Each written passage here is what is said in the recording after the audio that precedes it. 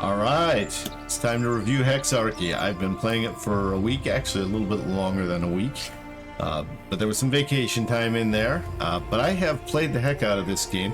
I had played it once before on vacation and had a fairly memorable experience. I tend to like these 4X style games, so yeah, why not make it a game of the week? So, if we look at the skirmish mode, I've played pretty much all of the different civilizations here, and at first they seemed a little samey. The deck mechanic is where you build in the uniqueness for each nation type, but as I got deeper into it, some of these later civilizations get really interesting. For example, the Aztecs are a very aggressive nation. You know, if you've got them next door, they're coming over. That was a lesson I had to learn the hard way. Anywho, they do start to play differently. I think my favorite to play single player was probably England, but Persia I did very well with and always did well against me. I think if I was playing multiplayer and wanted to win, I might be tempted to lean towards Persia. But yeah, this is very much a Civ light, where you can get through a full game in about an hour on the default settings. There's longer options available. I did not enjoy that as much.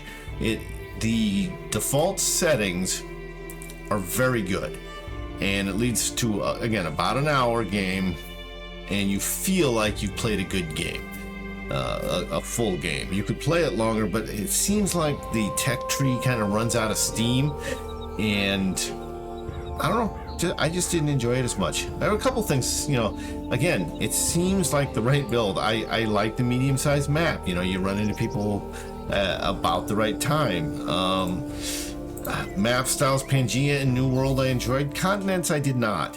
Each person seemed to get their own continent, and then it's just a race to colonize tiny islands. Not very exciting. So my recommendation, stick to the defaults.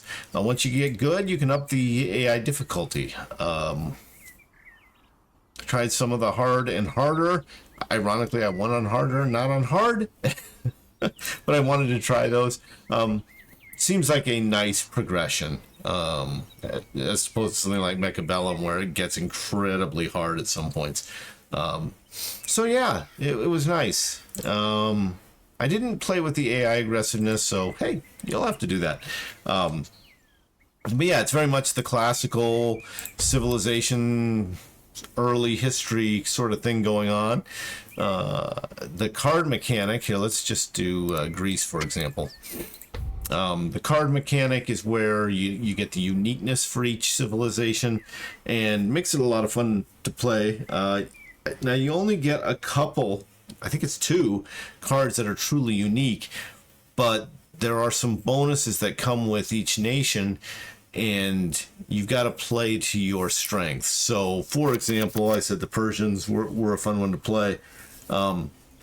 Everything's cheap. Their maintenance is cheap. It almost encourages that large empire that you associate with Persia. The Greeks, their things are these breakthroughs. So if we were to play this real quick here, you know, once you've picked a location, breakthrough gives you science over here. So that's the Greeks thing, right? They're pushing the envelope in terms of technological development and tech tree. That includes things like philosophy, which of course you associate with the Greeks. So if you played Civilization, you're gonna be right at home with this. The card mechanic is not unique enough to throw anyone. I think a lot of us at this point are pretty used to the card mechanic. Yeah, it's a nice little game. Very pretty. I really enjoy the look of the game. I think that's part of the thing that drew me in initially, is just the color choices are spot on. Yeah, so user interface is very easy. I did struggle consistently with there's a mechanic here where you throw away, you burn your cards, and for whatever reason, whenever I would go over there, I would do something I did not intend to do instead of burning the card. So that was honestly the only user interface thing that threw me. Now, I did play a number of games on the Steam Deck. This sort of 4X game is always going to be better, you know, on the big monitor. I enjoy it more on the computer, but it is playable on the Steam Deck, and it can be a good time. I've played a couple of games that way. The one problem with the Steam Deck is that when you get to the last turn where it does the victory conditions and it kind of shows the rankings of the different civilizations, who won, who was second, who was third, gold, silver, bronze, that takes 10 minutes, that last one on the Steam Deck. It does not on the PC version. PC version is smooth, very reasonable. On the Steam Deck, you get to that last turn, you'll know it because it says, you know, something, please wait, I think is what it says. And boy, do you have to wait. Like, it's get up, go make a pot of coffee, drink the pot of coffee, and come back. Matter of fact, the second time I played, I timed it because I wanted to make sure it wasn't something unique the first time. My Steam Deck has a boatload of memory, so I don't think that was it. I was playing offline. So I did it the second time and actually timed it 10 minutes.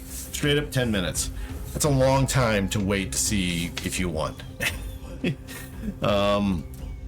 Yeah, so that would be the one downside on the Steam Deck. If you got that patience and battery power to leave that running for 10 minutes, then it's a good game. But yeah, if you are a busy person or just feel like a short game, but a short game that feels like a full game, feels like a full game of Civilization, where you come out of it going, oh, you know, those pesky Egyptians or whatever it may be, this is a great fit.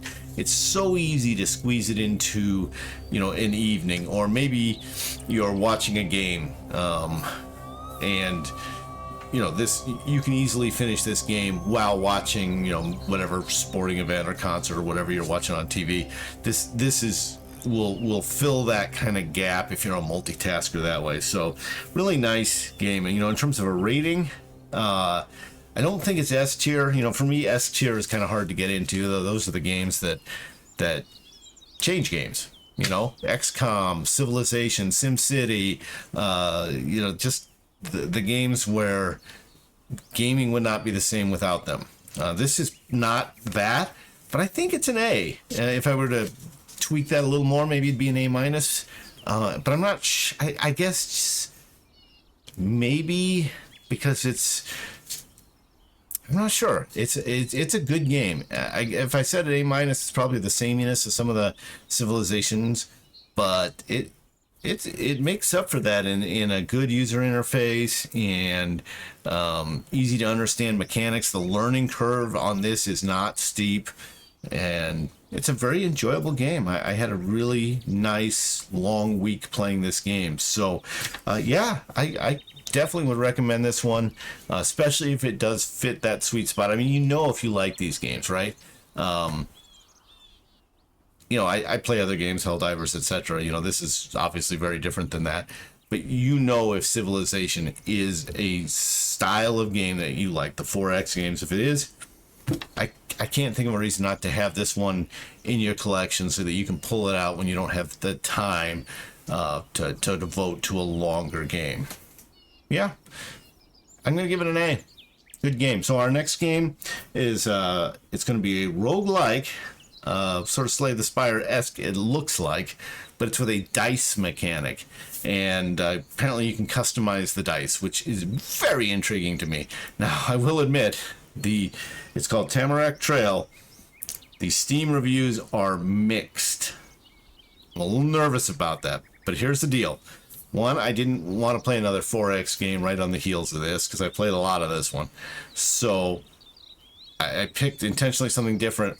I also have a business trip that will probably limit some of the playtime I have. So, you know, if it's not good, we can limit it to a week. And if it is good, I can extend it for the days that I missed. So hopefully it's good. They came out with some new material about a month after they released earlier this year. Some new content. It was called Willow or something. Again, I haven't played the game yet. So we'll dive into that as our next game of the week and see what it brings us. All right. thanks for joining us. If you like these reviews, please hit the like button. Otherwise, if you have other games you'd like to see me review, drop them in the comments. And subscribe if you want to see them when they pop up, or if you want to see the gameplay that supports the review, because I do post a lot of the games I play. So thanks a lot. We'll talk to you later.